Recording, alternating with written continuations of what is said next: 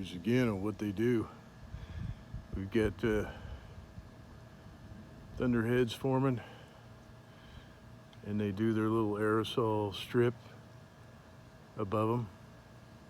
That stops the rain, so you notice there's none anywhere else, right?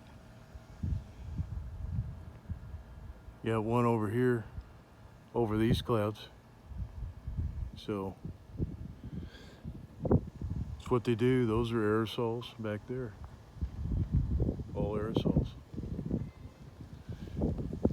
And the guy on TV says, oh gee, there's a chance of thunderstorms. Watch out for the thunder. You hear thunder come in under. There's another aerosol above that cloud. All right. Same old bullshit. Sensationalized on TV and nothing ever happens.